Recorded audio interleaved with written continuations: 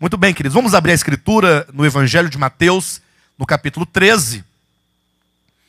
Queremos continuar hoje a ministração da segunda série de 7. A primeira série de 7 foi as 7 festas de Israel. Essa segunda série de 7 se trata dos 7 mistérios do reino dos céus. Hoje queremos continuar na revelação desses mistérios. E você deve estar com o coração disposto, o coração aberto, para receber a revelação de mais um desses mistérios do reino dos céus. Agora, na segunda parábola, a parábola do joio. Conforme está aqui em Mateus capítulo 13, do versículo 24 ao 30, e então do versículo 36 ao 43. Eu quero ler com os irmãos essas duas porções, porque a primeira é quando o Senhor fala a parábola, e a segunda é quando ele explica a parábola. E eu preciso que vocês que aqui estão, todos vocês, e também os que estão conosco, pela internet, e também você que em casa, posteriormente assistirá pela internet, pelo YouTube, pelo nosso canal no YouTube, ou pelo site de Volta à Palavra. Eu preciso que você que vai ouvir agora essa mensagem, vai receber essa mensagem, que você reflita um pouco sobre o que será dito. Porque são palavras muito graves. São palavras de uma seriedade tremenda. Os irmãos não sabem a seriedade daquilo que falaremos hoje. Algo de grande responsabilidade falar o que nós diremos aqui. Entretanto, consiste na Escritura, na Palavra de Deus. E é de muita importância que você entenda, que você compreenda, porque o sucesso da sua vida espiritual, entenda o sucesso no sentido de que a sua vida espiritual alcance efetivamente o objetivo para o qual ela existe. Depende da compreensão dessa mensagem. O sucesso da sua vida espiritual passa por essa mensagem. Portanto, eu peço bastante atenção, bastante concentração, bastante empenho para que você possa receber essa palavra essa manhã em nome de Jesus. Ok? Leiamos aqui, Mateus 13, do 24 ao 30, primeira parte.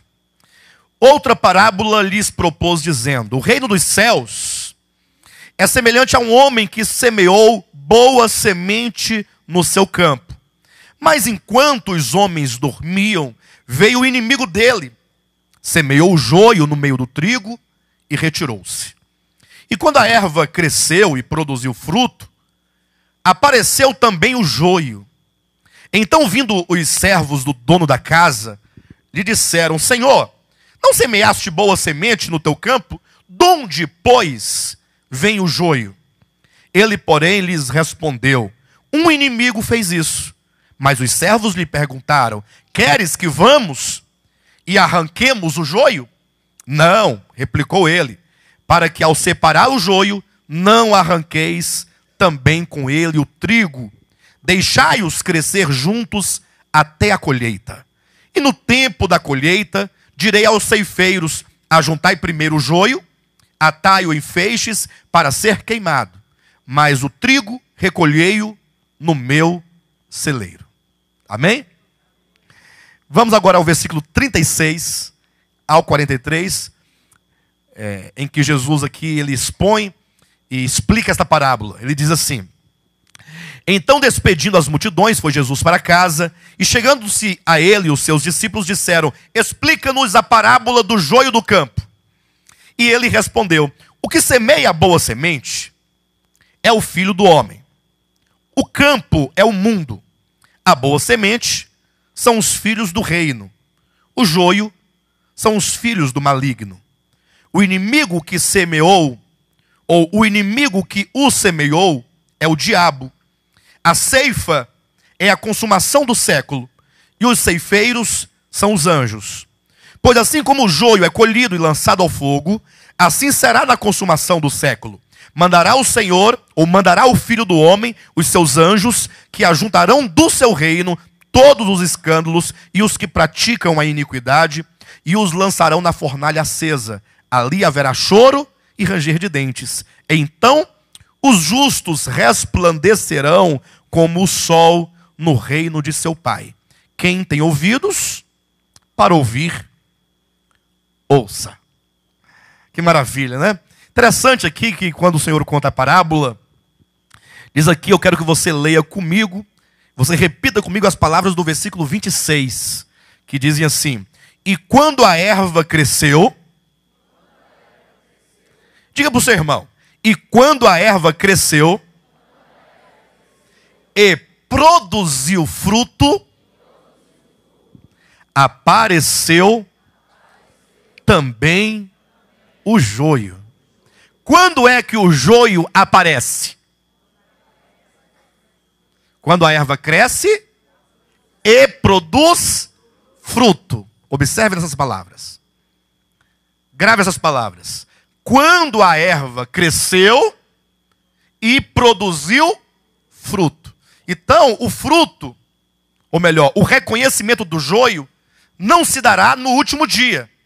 Se dar ainda no tempo de hoje. Então, logo produz fruto, o joio aparece. Agora, é certo que a colheita e a separação somente se dará no final desta era, como o próprio texto declara. Agora veja comigo o versículo 27, lá no finalzinho. Eu quero que você pergunte para o seu irmão essa pergunta que está aqui no versículo 27. A última pergunta: de onde vem, pois, o joio? Pergunta para o seu irmão: de onde vem o joio? De onde vem o joio? Que maravilha, queridos. Esta é a revelação de mais um mistério do reino dos céus.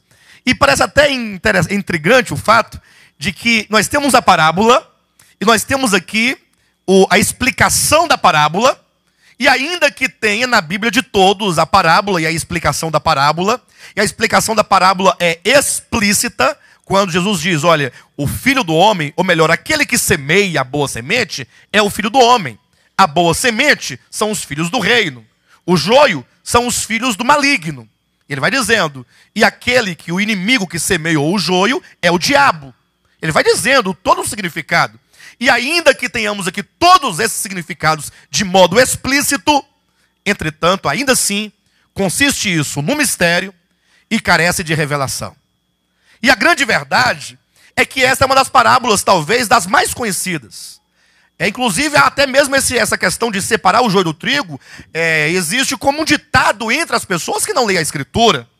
Não é? Separar o joio do trigo. Então, é uma parábola muitíssimo conhecida, mesmo daqueles que não professam a fé cristã, ou nenhuma outra fé que seja, mas ainda assim, é muito difícil que as pessoas consigam perceber o significado real, em realidade, desta parábola nos dias de hoje. Somente quando o Espírito Santo ilumina a mente, ilumina o coração, ilumina a alma do seu filho, é que então ele para e ele reflete e ele considera e ele agora consegue fazer a distinção.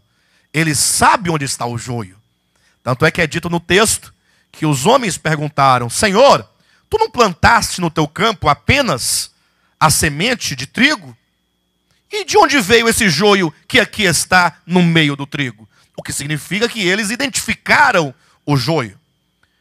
Quando os frutos, ou o fruto apareceu, eles viram.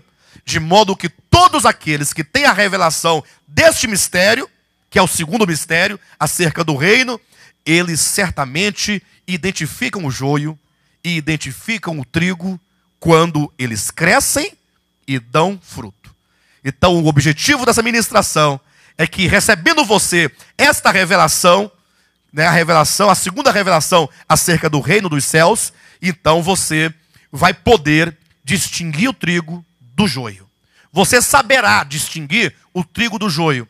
E não é para sair por aí querendo arrancar o joio, não. O joio deverá permanecer entre o trigo até o dia da colheita. Quem fará a separação serão os anjos, não nós. Mas você saberá distinguir para que você não se coloque sob os cuidados, sob a direção, sob o apacentamento de um joio que procura minar a fé dos filhos de Deus. Irmãos, vamos pensar um pouco essa parábola dentro do conjunto das 7 parábolas que nos é aqui apresentada. Imagine comigo Jesus disse: olha, eu vou revelar a vocês os mistérios do reino dos céus. O reino dos céus diz respeito a esse período no qual nós estamos, desde a encarnação de Cristo até o final do reino milenar. Então, o período do reino dos céus consiste no reino de Deus, especificamente dentro desse período, entre a primeira vinda de Cristo e o final do reino milenar. Sendo um pouco mais específico, talvez um pouco mais apropriado, diríamos que toda essa era da igreja, desde o Pentecostes, quando ali foi derramado o Espírito Santo e ali foi gerado o corpo de Cristo, desde então o reino de Deus se manifesta por meio da igreja numa natureza completamente espiritual. Ou seja, é o reino dos céus, sem nenhum vínculo, sem nenhuma relação, sem nenhuma conotação com nada aqui da terra. O reino dos céus nada tem com a terra. Pastor, mas isso parece óbvio. Eu digo que não, porque o povo de Israel, do Antigo Testamento, também era o reino de Deus. Mas por ser o reino de Deus e não ser o reino dos céus, porque o reino dos céus ele é próprio do Novo Testamento.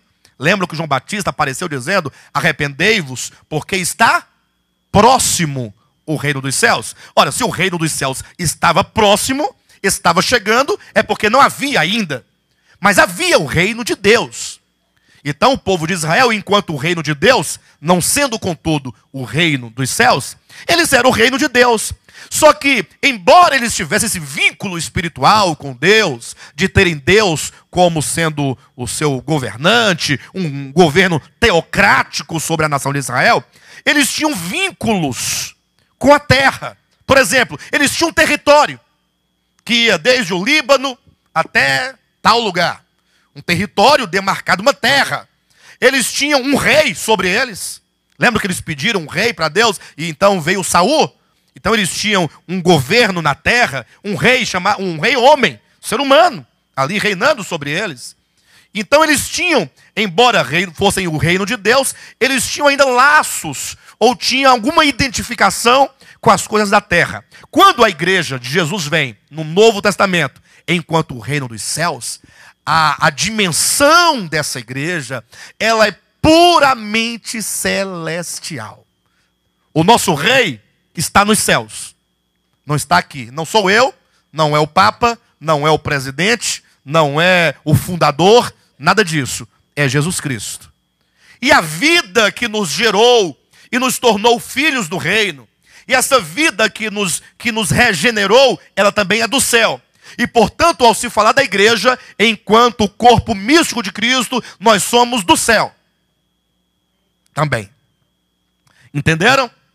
Nós não temos nenhum relacionamento com este mundo no que diz respeito à questão do reino. É uma questão totalmente espiritual. É um relacionamento totalmente espiritual.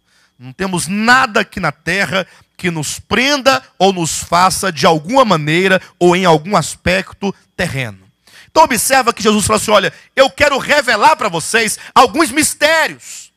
Mistérios que estarão na existência do reino dos céus aqui na terra. Ou seja, enquanto a igreja estivesse aqui na terra, algumas coisas estariam presentes nesta igreja, de maneira que é preciso uma revelação para que quando você olhar para a igreja, você possa identificar, você possa entender, você possa conhecer, você possa discernir.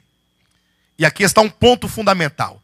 Um grande problema da maioria, quase que esmagadora, dos cristãos,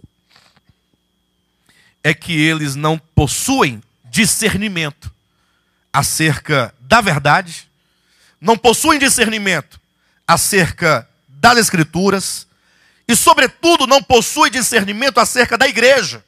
Imagine você se converteu, tem 10 anos, tem 5 anos, tem 3 anos, tem 1 ano, tem 20 anos, 30 anos, que seja 50 anos que você tenha recebido a Jesus Cristo. Glória a Deus, você é um servo autêntico. Você nasceu de Deus, sem nenhum problema. Entretanto, você nasceu numa geração. Você nasceu num tempo em que, quando você se inseriu naquele mundo e se inseriu naquela determinada cultura e se inseriu naquele determinado povo, já havia ali implantada uma ideologia.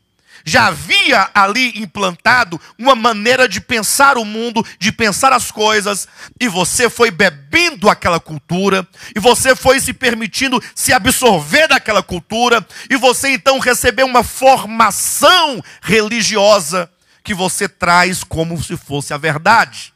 Por exemplo, acreditem se quiser, até um tempo desse, vamos dizer, eu tenho 40 anos de idade, mas eu nasci no lar evangélico, cresci num lar evangélico, passei pelas principais denominações que existem no meio do cristianismo, do movimento cristão evangélico.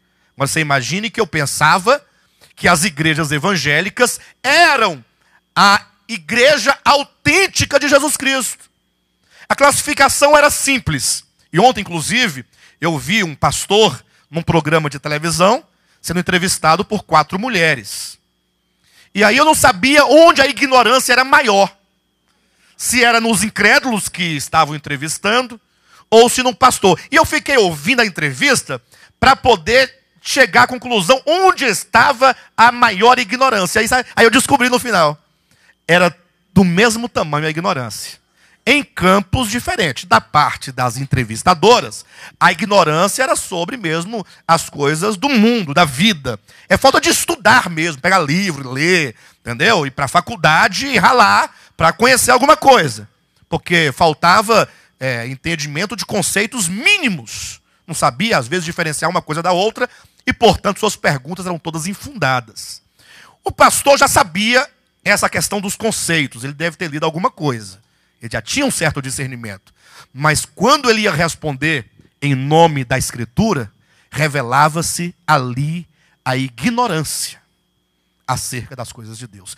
Coisas que talvez pareçam tão simples, só que a pessoa, ela traz consigo e ela fala em nome de Deus, fala em nome da Escritura, como que os evangélicos, porventura, não se ofenda comigo, mas entenda, como se eles fossem essa parte que diz assim, olha, nós defendemos isso aqui, nós cremos nisso aqui, segundo a Escritura não podemos aceitar, porque a Escritura diz assim, e a nossa fé está aqui, e a nossa base está aqui. Eu digo, não é verdade, não é verdade.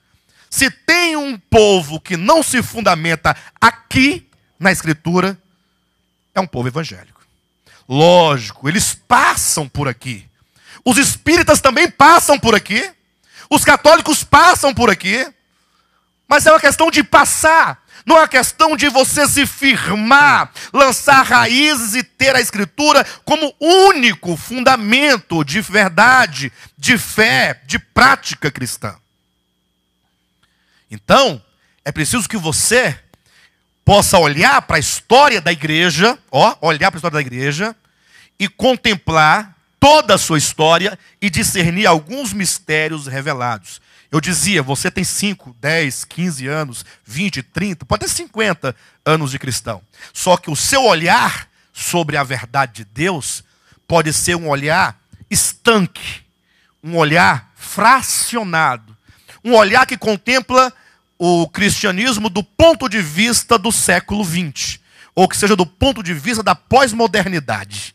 É o seu olhar. Mas você tem que sair desse meio, você precisa se retirar desse meio, e você tem que então se distanciar da cultura gospel, da cultura do cristianismo, e imparcialmente, de longe, você olhar a história, como a história do cristianismo sucedeu ao longo do tempo. Desde a primeira igreja, que nós temos aqui os registros dessas igrejas do primeiro século, que está em Atos dos Apóstolos e, sobretudo, nas 21 epístolas do Novo Testamento, para que você saiba o que pensava Jesus Cristo e o que pensavam seus apóstolos. E aí você vai ter uma ideia do que a Bíblia, a Escritura, chama de verdade cristã, na base da pessoa e obra de Cristo. E aí você poder contemplar como que essa igreja, ela, em algum momento, ela decaiu. houve uma decadência, houve uma apostasia, e por fim ela veio a se tornar romana. Historicamente chamada romana, tornou-se uma igreja oficial de um império, do Império Romano. Imagine quando então Constantino elegeu a igreja, agora a partir de então chamada cristianismo, oficialmente a igreja do Império Romano, como o Império Romano dominava o mundo na época, e agora então esse cristianismo se impõe sobre o mundo. Mas aí começa a Era das Trevas, e esse nome não é dado por mim, mas na verdade é o período em que houve uma grande treva, intelectualmente falando, espiritualmente falando, em que a igreja dominou o mundo por 1000 anos. Até que então veio uma fresta de luz, né? Ou uma luz no fundo do túnel quando veio a Reforma Protestante, mas que estava também ali totalmente cheia de sentimentos e objetivos políticos ali também no meio, mas já foi algo que foi bom. Deus usou aquele movimento para trazer à tona algumas verdades que haviam sido subjugadas ou soterradas ao longo da Era das Trevas da Idade Média. Mas então, depois da Reforma, ainda vem um outro período em que surge um movimento chamado movimento evangélico. São os evangélicos, que surge nessa linha pentecostal, e hoje mais conhecida como movimento neopentecostal. Então você vê que houve várias manifestações na história, todas em nome de Deus, uma diferente da outra. Não somente diferente, mas sobretudo antagônica à outra. Ou seja, numa oposição inconciliável. Você não tem como colocar dentro de um mesmo culto um católico, um protestante e um pentecostal. Porque eles não conseguem, porque eles partem de pressupostos totalmente diferentes. Talvez você consiga reunir esse povo num culto ecumênico. Quando alguém se forma num curso superior, aí tem a tradição de se fazer um culto ecumênico. Aí chama um pastor para pregar qualquer coisa que não ofenda ninguém. Para em seguida vir o padre e falar qualquer coisa que não ofenda ninguém. Então, ambos não disseram nada. Porque se dissesse alguma coisa, né, vigorosa, ofenderia. Mas não pode dizer, então vamos falar que coisa boa que vocês estão se formando hoje. Deus está feliz porque vocês concluíram mais uma etapa de suas vidas, né? Então eu quero ler aqui um salmo, né, que diz que em toda a trajetória de vocês nesse curso superior, Jesus esteve como bom pastor, cuidando da ovelhinha. O Senhor é o meu pastor, e nada me faltará. Aí todo mundo fica feliz, porque é uma coisa que cai na alma, como um bálsamo, né? Ai, o Senhor é meu pastor, e Ele tem me acompanhado, mesmo no vale da sombra da morte. Lembra do tempo da monografia? Ali era o vale da sombra da morte.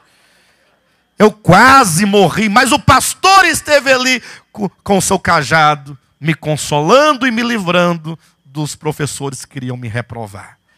Aí pronto, aí vem um padre e diz uma coisa semelhante, aí fica todo mundo feliz. Mas se falar alguma coisa fundamental, já começa a criar aquele clima um tanto desagradável, né? Mas o importante, e o que eu quero que vocês percebam, é que vocês tenham, eu preciso, eu luto por isso, eu oro por isso, para que todos vocês, todos nós, tenhamos um olhar sobre a história da igreja, a partir de quê? A partir do que você quer, pastor. Você quer imprimir aqui uma visão? Não.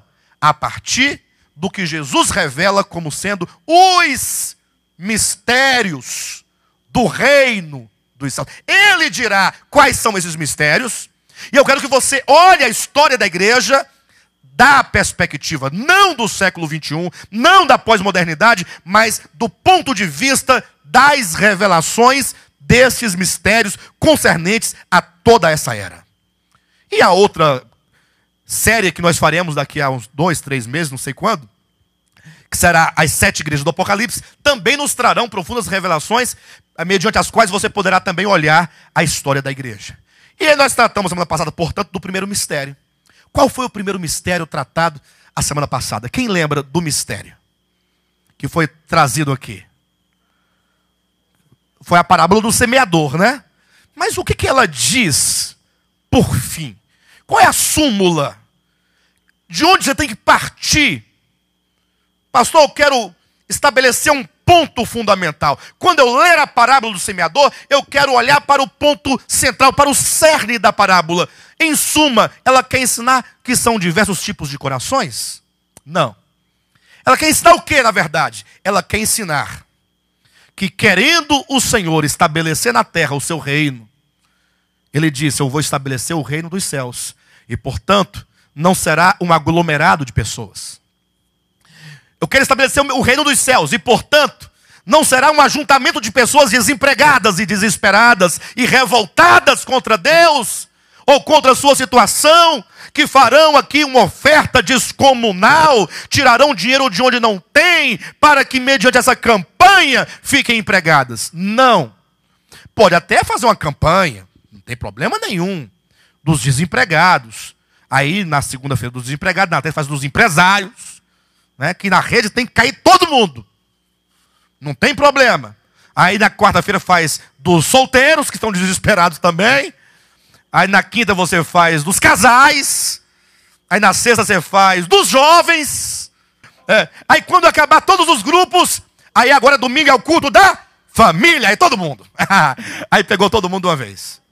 Não é isso? Bem, pode fazer isso? Pode. Mas isso é o reino dos céus? Não. Pode ser reunião de empresário. Pode ser reunião de desempregado.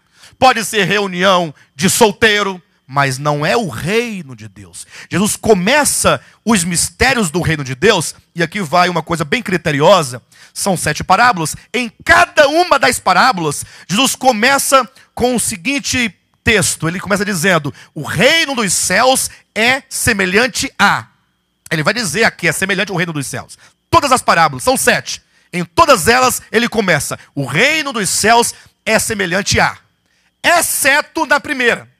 Ou seja, a primeira parábola, que é a do semeador, ele não diz o reino dos céus é semelhante. Curioso. Por que ele diz na segunda parábola que o reino dos céus é semelhante? Na terceira também ele diz, na quarta, na quinta, na sexta, na sétima. Mas na primeira ele não diz. Ele começa assim, olha: eis que o semeador saiu a semear. Parece uma mera curiosidade, mas dá um sentido muito profundo. É porque quando o semeador saiu com as sementes do reino para semeá-lo, se ele saiu a semear o reino, não havia ainda o reino. Sim ou não? Havia o reino? Então ele não pode falar aqui é semelhante. Primeiramente ele semeia o reino. O reino nasce, portanto. Ele surge, portanto, na primeira parábola. Por isso ele não diz que é semelhante a alguma coisa, porque ali ele será engendrado. Se você quiser anotar essa palavra, é um tanto assim complicada, mas é uma palavra gerado, engendrado. Ele foi concebido, porque o que é vital nessa parábola é que o reino dos céus não é qualquer ajuntamento, que não é um grupo de pessoas com interesses diversos, mas é o reino de Deus, que é a própria vida de Deus, sendo plantada e semeada dentro do homem. Você tem que começar. O que é a igreja de Jesus Cristo? Poxa, eu tenho 30 anos de crente. Já fui batista, já fui assembleano, já fui presbiteriano, já fui adventista, já fui católico, já fui testemunha de Jeová, já fui quem mais? Já fui até do De Volta à Palavra. Ué, mas é tudo uma coisa só, ué. Não tem diferença nenhuma. Porque não importa essas instituições, essas placas. A questão é se você foi gerado de Deus. É isso que vale. É essa vida, é o Espírito Santo que entra e passa a fazer morada dentro do seu espírito, dentro do seu coração. E isso é possível mediante o crer no Evangelho. No verdadeiro Evangelho. Então a parábola do semeador nos fala, o que é de fundamental entender ali, é como que o reino de Deus ele é produzido. E produzido não é uma palavra adequada. Como é que ele é gerado. Porque está vinculado ao novo nascimento. O novo nascimento consiste num grande mistério. Imagine que Jesus estava dizendo para Nicodemos acerca do novo nascimento. Olha, Nicodemos, importa-vos nascer de novo. Aí Nicodemos ficou ali, meio desconfiado, com vergonha de perguntar. Afinal, ele era um grande líder, ele era um guia de Israel, ele era um doutor em Israel, ele era um rabi em Israel. Então, mas como não tinha ninguém olhando, estava de noite, numa escuridão danada, ele resolveu perguntar para Jesus: mas como é que pode um homem, sendo velho, voltar ao ventre de sua mãe e nascer uma segunda vez? Foi aí que Jesus falou: olha, Nicodemos, muito me admira você, não é? Um grande líder de Israel, um mestre de Israel, e você não entender essas coisas. Nicodemos, aí Jesus falou: eu estou falando das coisas do céu, e você não entende. São coisas de cima, coisas do alto. Eu me refiro a um nascimento celestial. Eu não me refiro ao nascimento de carne e de sangue. Porque quem nasce da carne e do sangue é carne e sangue. Quem nasce de Adão é Adão. Quem nasce da irmã Júlia é irmã Júlia. Quem nasce do José é José. Agora quem nasce de Deus é filho de Deus, é divino. Porque foi gerado da vida de Deus. Isso é misterioso.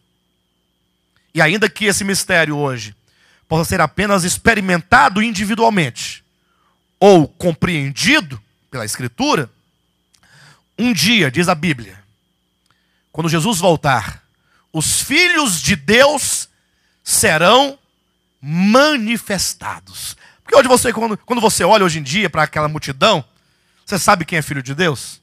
Eu olho daqui, eu não sei quem é filho de Deus. Talvez tenham muitos aqui dentro. Talvez também tenham muitos que não sejam filhos de Deus. Pastor, mas aqui dentro, eu não sei. Você está dizendo que você é. Você diz que é. Eu estou dizendo para vocês que eu sou.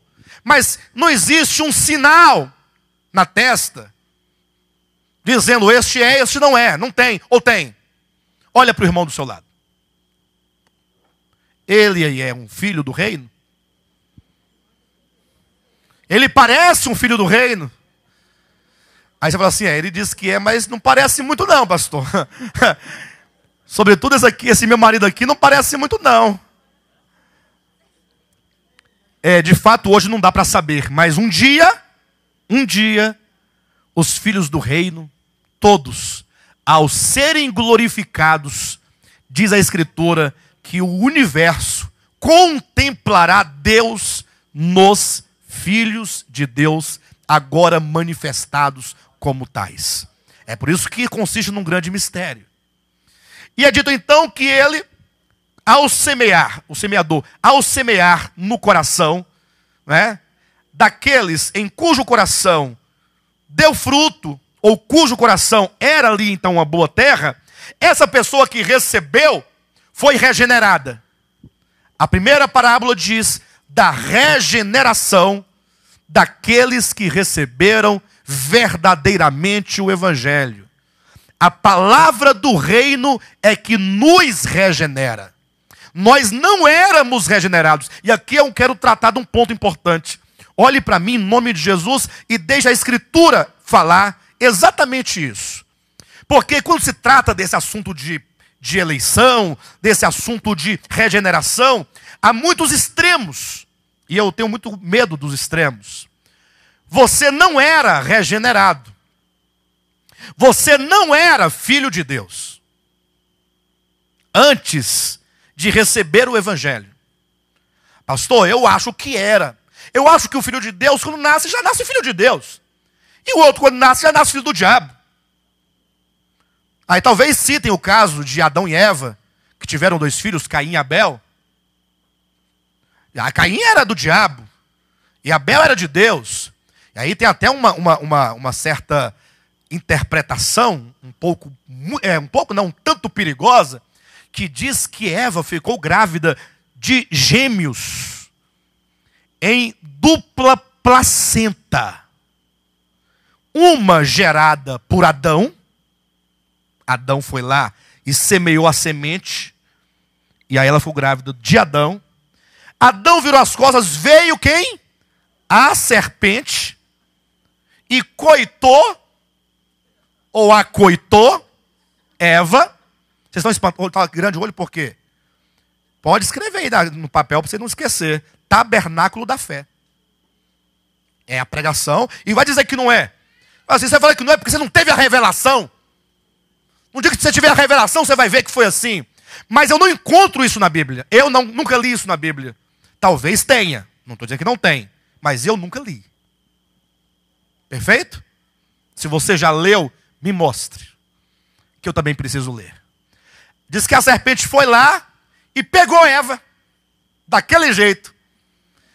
E a Eva engravidou-se do diabo. E aí, numa segunda placenta, ficou o Caim. Essa é uma explicação que eles trazem. Lógico, apoiado em outros textos que diz que Caim era do maligno, desde o princípio. Perfeito? Mas eu quero me prender apenas naquilo que eu quero dizer, e naquilo que eu afirmar, eu quero demonstrar na Escritura. Porque isso, corrigindo esse pensamento, nos ajuda a nos equilibrar um pouco melhor, ainda que eu não consiga o meu objetivo hoje, mas eu estou nesse sentido, e é por aqui que eu tenho que ir, que o Senhor está me mandando ir por aqui. Perfeito, queridos? Você não era filho de Deus quando nasceu dos seus pais. Querem uma prova? Primeira prova. O que é nascido da carne é? Quem falou isso? João, capítulo 3, versículo 6, e 7, e 8, e 9. Está por ali. Quando o Cristo dizendo, olha, eu estou dizendo que quem nasce da carne é carne. Para você ser filho de Deus, você tem que nascer não da carne, tem que nascer de Deus. Pastor, mas isso não prova muito. Bem, mas vamos avançar então. Abra sua Bíblia no livro de Efésios. Vamos perguntar à Escritura. Como é que era? E como é que nós éramos? E o que nós éramos? E o que ocorreu para que nós fôssemos feitos filhos de Deus? Efésios capítulo 2, versículo 2 em diante. Diz assim, olha, Ele vos deu vida. Olha o verbo, ou melhor, o pronome. Quem diz aqui é Paulo. Perfeito? E Paulo fala aos Efésios. Quem eram os Efésios? Gentios. Por isso que Paulo não vai se incluir no momento. Ele vai se excluir no primeiro momento, para depois ele falar a respeito dele, ou dos judeus, para depois ele reunir os dois grupos. Ele diz, Ele vos deu vida. Poderia ser lido, Ele deu vida a vocês. Não poderia ser lido assim ou não? Ele deu vida a vocês. Estando vocês, e estando vós é o mesmo que estando vocês. Estando vós, o quê? Mortos nos vossos delitos e pecados. Eu pergunto, qual era a nossa condição quando Ele nos deu vida? Diga, eu estava morto quando Ele me deu vida. E quando foi que Ele deu vida? Quando aquele semeador saiu com a semente da vida, a semente do reino, que é a vida de Deus. Ele semeou a semente no seu coração. Ah, pastor, mas eu não posso ver aquilo, porque lá em Mateus não diz que aquela semente regenera. Ah, então, não desmarque Efésios e abre em 1 Pedro. E nós já voltamos então para cá. Primeira Epístola de Pedro, capítulo 1, versículo 23. Lá em Mateus 13, 19, diz que aquela semente na mão do semeador era a palavra. Ou não era a palavra? A palavra do reino. Eu pergunto para a igreja, a semente que estava lá na mão do semeador, era o quê? A palavra. Agora olha aqui Pedro dizendo, nos explicando, nos ajudando. Versículo 23, capítulo 1, versículo 23 diz assim, pois fostes regenerados. Olha aqui, ó. Vocês foram regenerados. Foram gerados de novo. Por que de novo? Porque a primeira vez você foi gerado dos seus pais. Agora você está sendo gerado numa segunda vez, que é o novo nascimento pelo Espírito. Pois fostes regenerados não de semente, olha a semente aparecendo aí, corruptível, mas de... O que é incorruptível aqui? O que é incorruptível aqui? Vamos ler. Pois fostes regenerados, não de semente corruptível, vírgula, mas de incorruptível. O que é de incorruptível? Mas de semente incorruptível. É porque não é preciso ele ficar falando de semente toda hora, né?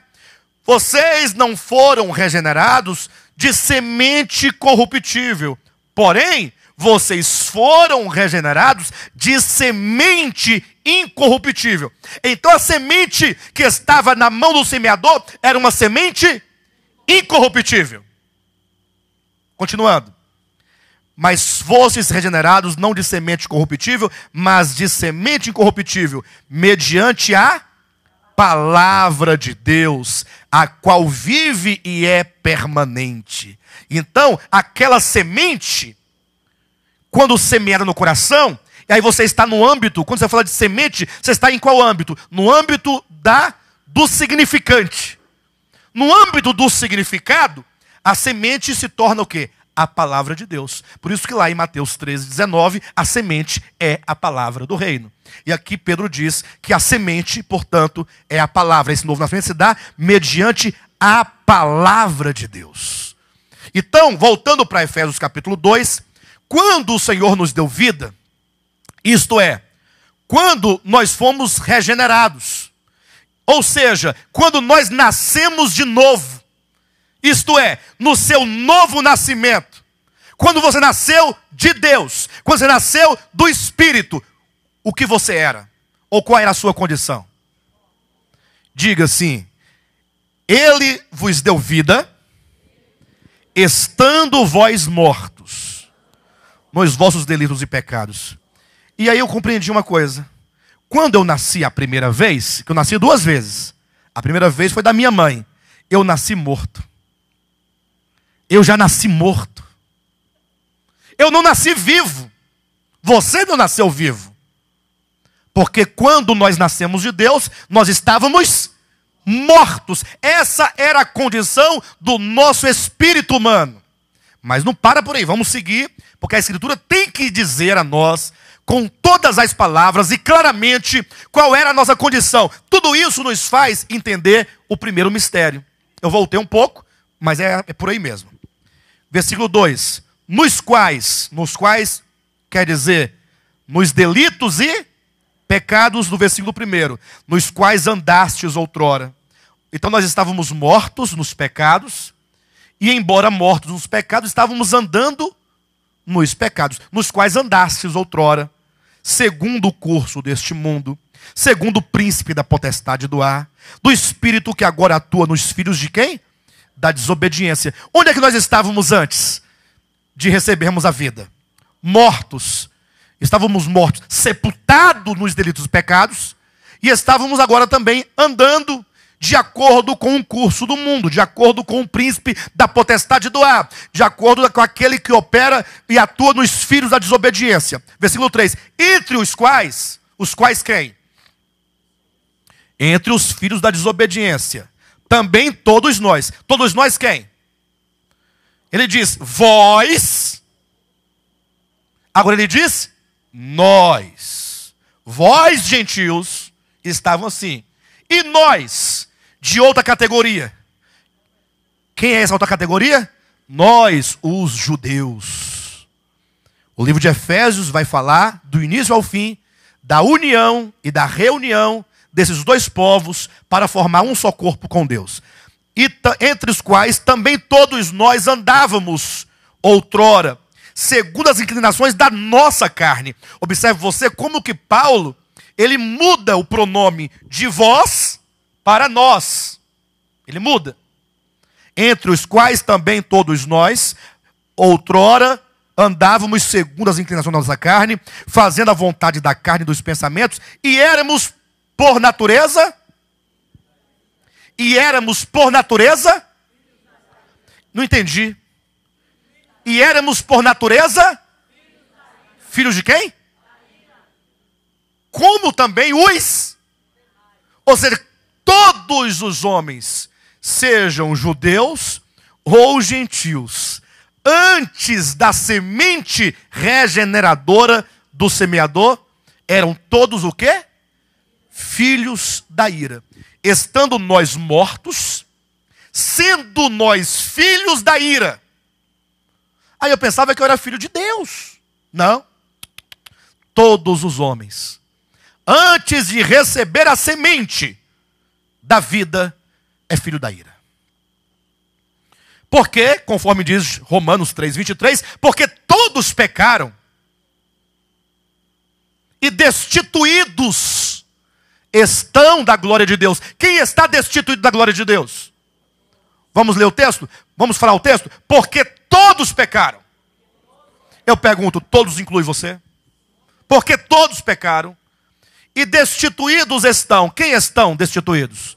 Todos estão destituídos da glória de Deus. É uma condição só. Versículo 4. Mas Deus. Olha esse mais Deus aí. Mas Deus. Ou seja, por que eu sou filho de Deus hoje? Porque eu era filho da ira.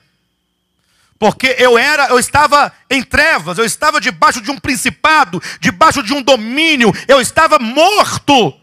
E agora eu sou o filho de Deus. Por qual motivo? Porque dei um dízimo alto? Porque dei oferta? Porque me agreguei a um grupo de pessoas que fazem campanhas? Porque fui curado de um caroço, estou feliz por causa disso agora? Irmãos, o que tem de pessoas gratas a Deus, porque talvez tenha sido curada de uma enfermidade, mas é apenas uma gratidão. Falta a semente da vida. Mas Deus, o que quer dizer que essa mudança que se dá em nós, se dá não em razão do homem, mas Deus sendo rico em misericórdia. Ou seja, o que vai mover a Deus para mudar nossa condição, não é aquilo que nós fazemos. Já ouviram dizer assim? Não, eu não estou preparado ainda. Já ouviram essa expressão? Não estou preparado. Ou então, não, é porque eu tenho alguns vícios ainda, então eu não tenho como ir agora. Por que dizem isso? Ora, porque foi posto o seguinte: quem quer aceitar a Jesus? Aceitar, todo mundo aceita. Só que, não, por que todo mundo aceita, mas não aceita? Porque o aceitar a Jesus colocado pelo arminianismo, bem posterior, né, o pós-arminianismo, lá na frente, eles colocam essa condição como sendo aceitar a Jesus implica você mudar a sua vida. Você mudar a sua vida. E o pior, que para mudar a vida não precisamos de Jesus. Parece até uma ofensa, né? O pastor está ofendendo. Não, eu quero dizer que o AA recupera pessoas das drogas. E lá não fala de Jesus, não. Que uma clínica que você pagar um dinheiro, recupera das drogas, recupera da bebida. E quando o homem cria vergonha na cara, para de prostituir, de adulterar. E vai cuidar da mulher. Tem muito incrédulo que passou longe da semente da vida e que respeita a mulher. E tem um tanto de crente que tem a semente da vida e vive como se fosse um ímpio, desrespeitando a sua mulher. Tem nada a ver uma coisa com a outra. Tem pessoas que, humanamente falando, são pessoas extremamente boas. Mas a despeito da sua bondade natural, o que é nascido da carne é carne.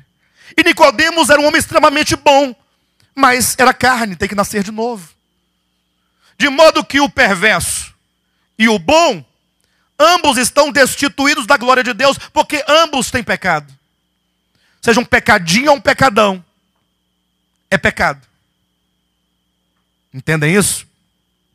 Mas Deus, sendo rico em misericórdia, a razão por que Ele vai mudar a nossa história é a sua misericórdia. E olha que a palavra misericórdia é a reunião de dois radicais gregos que querem dizer o coração derramado sobre misérias. Misericórdia é o coração de alguém, no caso aqui de Deus, sendo derramado nas misérias. Então, quando você nasceu de Deus, você estava em uma condição de miséria. E Deus se derramou gratuitamente sobre você. E graciosamente em amor, em perdão, em misericórdia, em compaixão sobre a sua vida e sobre a minha vida. Mas Deus, sendo rico em misericórdia, por causa da nossa fidelidade, por causa da nossa disposição, por causa do grande amor com que nos amou, vírgula, e para que você não se esqueça, ele repete, e estando nós mortos em nossos delitos, nos deu vida juntamente com Cristo, pela graça sois salvos. Ora, se é verdade que os filhos de Deus já vêm filho desde quando nasce da sua mãe, não precisaria de ser salvo, já é filho de Deus. Ele já é filho. Por que que Jesus teria que morrer para nos salvar, se nós já saímos de lá filhos? Bem, mas há um outro texto, muito importante. Veja Marcos. Não, abre primeiro João Evangelho, capítulo 1. Eu leio o capítulo 1 de João e vou recitar ou mencionar o que está lá em Marcos. Em Marcos 16:15, diz assim, olha, ide por todo o mundo e pregai o evangelho a toda criatura. Aí eu pergunto, o Senhor ordena que os seus apóstolos pregassem o evangelho a quem? Aos filhos de Deus ou a toda criatura? Ou seja, não é dito que eles fossem pregar o evangelho aos filhos, mas é dito que eles fossem pregar o evangelho a toda criatura. Portanto, os que ouvem o evangelho são o quê? Criaturas. Sendo eles criatura, é dito, quem crer, se a criatura crer e for batizado, será o quê? Salvo. Então, as criaturas ouvem o evangelho. Quando a criatura crê no evangelho, ela ouviu e ela veio a crer, e esse crer não vem do homem, é um dom de Deus, é a soberania de Deus, é o amor de Deus, é a ação de Deus, é a intervenção de Deus que nos concede a capacidade de ouvir a palavra e de crer na palavra. E então, o que acontece quando essa pessoa recebe então a Cristo? João Evangelho, capítulo 1, versículo 12. Mas a todos quantos o receberam. Mas a todos quantos o receberam, o que diz aí? Deu-lhes o poder de quê? De serem feitos filhos de Deus. Eles eram filhos de Deus? Eles eram filhos de quê? Filhos da ira? Mas Deus tinha um propósito sobre a vida dele. E porque Deus tinha um propósito, então Deus ordenou que se pregasse o evangelho. Quando o evangelho chegou àquela criatura, sobre quem Deus tinha um propósito, então o Espírito Santo envolveu aquela criatura. O Espírito Santo quebrantou o coração daquela criatura. O Espírito Santo concedeu ouvidos espirituais para a criatura atender a mensagem do evangelho. E o Espírito Santo capacitou a pessoa a crer no evangelho. É uma ação completamente divina dentro da criatura. E a criatura agora não tem outro caminho senão falar assim, eu creio nesse Jesus. Lembra do eunuco que estava voltando para casa, todo entristecido, lendo o livro do profeta Isaías? O eunuco era um etíope, era um alto oficial da rainha de Candace. Era um homem de um posto elevadíssimo na Etiópia. Era um homem grande, um homem poderoso. Porém, um homem infeliz. Um homem triste. Porque a felicidade verdadeira e genuína não vem por meio do status, nem do dinheiro, nem da posição. É uma satisfação de vida que só Deus pode dar. E ele foi a Jerusalém porque ele tinha vontade de ver resolvida a sua vida. Ele sabia que Jerusalém tinha uma festa. Era a festa do Pentecostes. Falou assim, não, lá, o povo judeu, eu devo receber uma alegria, uma coisa. Foi lá, ficou 7 dias. Só via cabana e gente comendo, gente bebendo, e o povo cantando e dançando, aquela festa toda. Mas ele mesmo não conseguia comer, beber e dançar, porque ele não tinha alegria. Acabou a festa, entrou ele na carruagem, voltava para casa. Isso está no capítulo 8 de Atos. E ele então voltava lendo, tamanha era a sede, o livro do profeta Isaías. Foi quando o Espírito Santo, olha como que é o Espírito Santo que trabalha. Ele voltava, a parte dele ele fez. Ele foi lá em Jerusalém buscar alguma coisa. Só que ele não pode, de si mesmo, resolver seu problema. E ninguém pode. Foi quando o Espírito Santo disse a Filipe, o evangelista, dizendo, Filipe, está vendo aquele carro lá? Pois é, acompanha aquele carro. Corre atrás daquela carruagem, porque lá dentro tem um homem e eu quero que você pregue o evangelho para aquele homem. Aí Filipe correu, alcançou, correndo. E aí? O que você está fazendo aí? Aí o homem, eu estou aqui lendo um livro aqui. Você está entendendo o que você está lendo? Ele falou, não, mas senhor, como é que eu posso entender? Está falando de um cordeiro, de uma ovelha, levar a ovelha, matar a ovelha, eu sei lá quem é essa ovelha. Aí o Filipe falou assim, eu posso te explicar esse texto. Aí o eunuco falou assim, então sobe aqui na carruagem. Aí o Filipe subiu feliz, sentou. E diz a escritura que Filipe começou a falar-lhe acerca de Jesus. Começando com a passagem de Isaías, discorrendo Moisés e os profetas.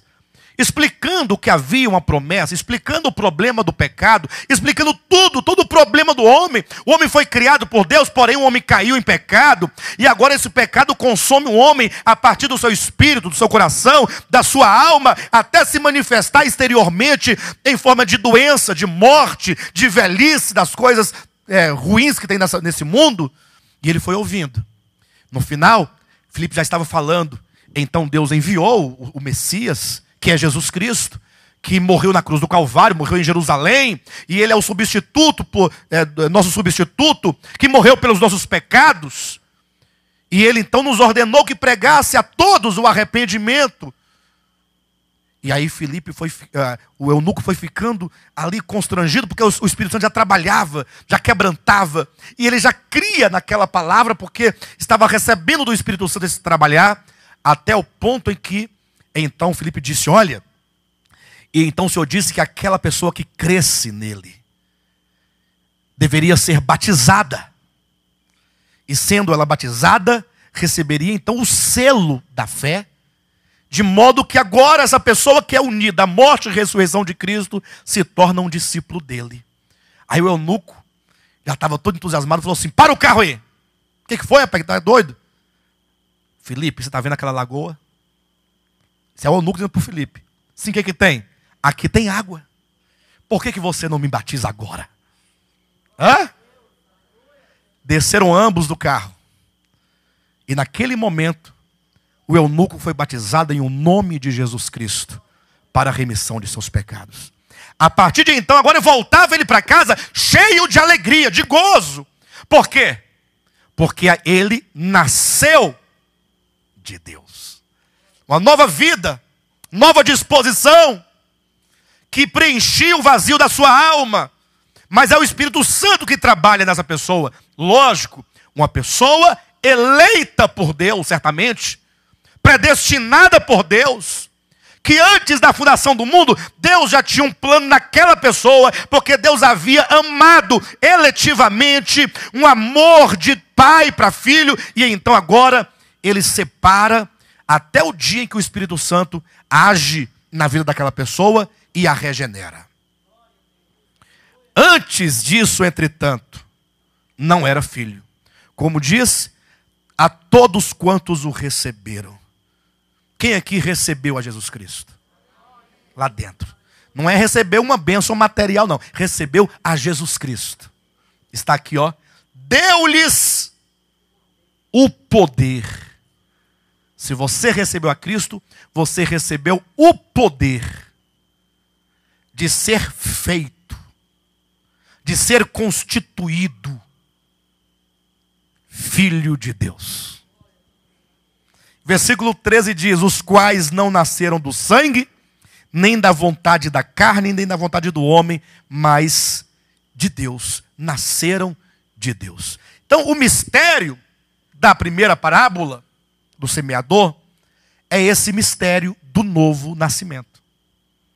A igreja do Senhor Jesus, ela tem o aspecto místico. O que é o aspecto místico da igreja?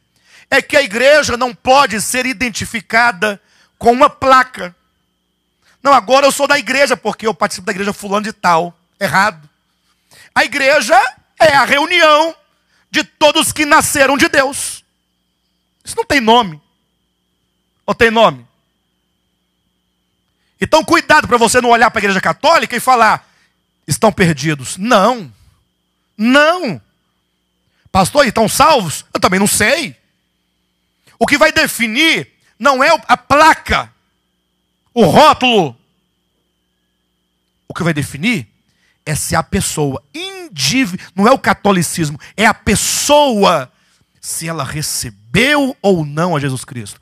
Pastor, então você está corroborando, está ratificando o catolicismo? Eu falei, não. Vem aqui às quartas-feiras e você ouvirá o estudo do Apocalipse, nós falando aqui com todas as letras claramente, mas eu estou dizendo que uma coisa é o catolicismo, outra coisa é o protestantismo, uma coisa é o evangelicalismo, uma coisa é o cristianismo, que inclui tudo isso. Joga para lá, tira da sua vida cristianismo, esqueça o cristianismo, receba Jesus Cristo.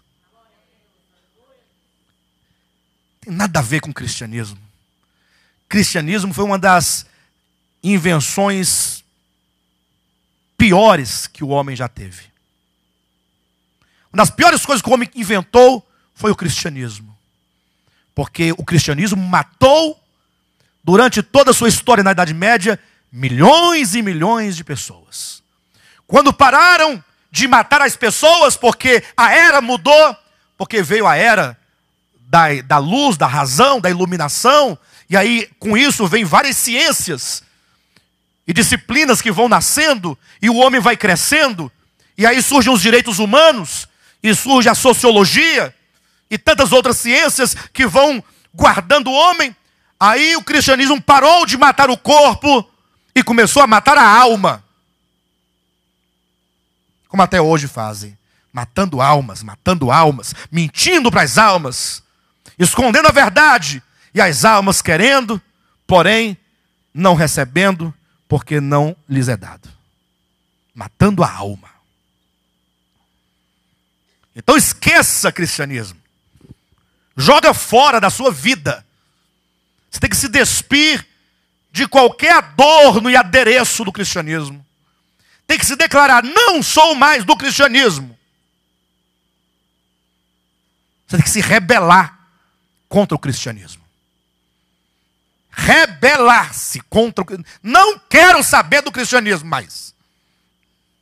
Lógico que vão dizer que você está endemoniado, que você está louco, né, que você está pervertido, foi aquele barbudo, né, que fez com você. Mas se você fizer isso, acontecerá a mesma coisa que aconteceu com os judeus, quando Jesus disse, as ovelhas que estão no aprisco, estava dentro de um aprisco, dentro de um curral, de um sistema judaizante, da lei. Mas Cristo falou assim, olha, eu sou a porta. Daqui, ó, eu sou a porta das ovelhas. E portanto, a minha ovelha que está aí dentro, se é minha ovelha, ouve a minha voz, eu as chamo pelo nome, eu as tiro para fora e as conduzo para os pastos verdejantes. Jesus um dia fez com que um tanto de ovelhas saíssem de um curral chamado judaísmo e as levou para a liberdade da graça, a liberdade da nova aliança, a liberdade em Cristo. E o cristianismo, agora cuidado, talvez já dizer, pastor, mas cristianismo não é Deus, Jesus Cristo, a palavra, nada disso. Cristianismo é a invenção que o homem fez baseado a partir de algumas coisas daqui de dentro para enganar as pessoas. Na verdade, deixar essa farsa do cristianismo significa você voltar-se completamente ao Evangelho de Jesus Cristo. A este Evangelho. Não estou pregando rebelião para que você vá bater nas pessoas, ficar com raiva das pessoas e destruir sua vida nas drogas, na prostituição. Não. O rebelar-se contra o sistema é você não mais se permitir ser controlado por ele e falar assim: eu não faço mais parte do sistema, eu quero servir a Jesus Cristo segundo a sua palavra. E aí você terá dado o primeiro passo. Amém?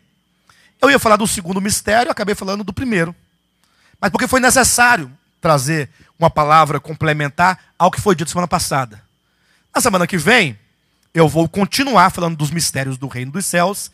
E aí, como eu já falei hoje o que eu não tinha dito na semana passada, continuarei na semana que vem, de onde nós começamos hoje pela manhã, lendo a parábola do joio e a explicação, e vamos avançando daí para frente.